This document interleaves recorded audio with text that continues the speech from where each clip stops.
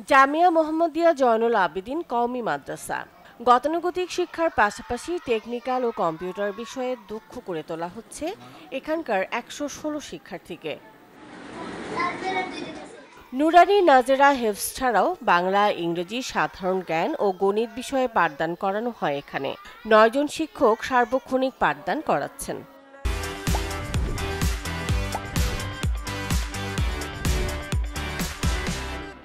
আমাদের ওস্তাদরা আমাদের সুন্দর করে পড়ালেখা করেন, অনেক সুন্দর করে দেখাশোনা করেন। আমাদের আশেপাশের পরিবেশ অনেক ভালো। এখানে হেফজ, নাজেরা, নুরানি এখানে সব পড়ানো হয়, সাথে সাথে ইংরেজি, অঙ্ক, বাংলা।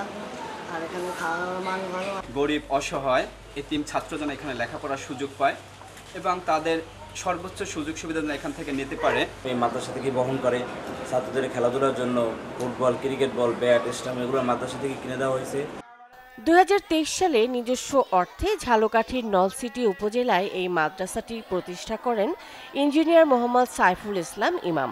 কর্মমুখী আধুনিক শিক্ষা ব্যবস্থা চালু করায় অল্প দিনেই জেলা জুড়ে সুনাম ছড়াচ্ছে এই বিদ্যাপীঠ। আমি এখান থেকে এসেছি পড়াশোনার জন্য। আমি এখানে আরবি, বাংলা, ইংরেজি, অঙ্ক শিখতেছি। এখানে পড়ালেখার মান এবং থাকা খরচ এবং খাবার দাবার সব ভালো। আমাকে এখানে কোনো খরচ দিতে হচ্ছে না। শুধু ঝালকাঠি নয়, বরিশাল বিভাগের বিভিন্ন স্থানের ছাত্ররা আবাসিক থেকে লেখাপড়া করছেন। গরিব ও মেধাবী ছাত্রদের বিনামূল্যে থাকা, খাওয়া ও লেখাপড়ার সুযোগ রয়েছে। কর্মমুখী শিক্ষার জন্য আমি চেষ্টা করতেছি।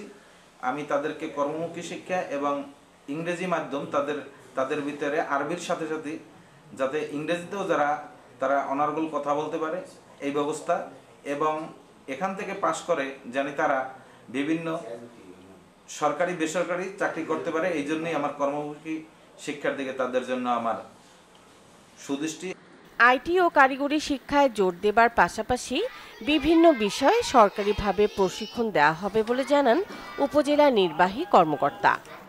এখানে কিছু কারিগরি শিক্ষা, কম্পিউটার, আইটি থেকে শুরু করে এ ধরনের কিছু ট্রেড কিংবা কিছু বিষয় তারা মূলত শেখাচ্ছে। এটা আমার কাছে অত্যন্ত চমকপ্রদ লেগেছে এবং আমরা তাদেরকে বিভিন্ন সময় এই বিষয়ে পরামর্শ দিয়েছি যে আপনারা এই আমাদের যে মাদ্রাসার শিক্ষার যে ট্রেডিশনাল ওয়ে সেখান থেকে বের হয়ে এসে আমাদের এই ইনফরমেশন টেকনোলজির এই যুগে আমাদেরকে অবশ্যই তাদেরকে এই আইটি থেকে শুরু করে বিভিন্ন কারিগরি শিক্ষায় তাদেরকে মূলত শিক্ষিত করতে হবে।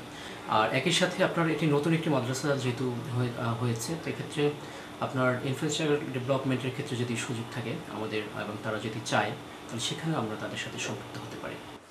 উন্নত খাবার ও আবাসন ব্যবস্থার পাশাপাশি সিসিটিভির আওতায় রয়েছে মাদ্রাসাটি। Desk report, channel 24।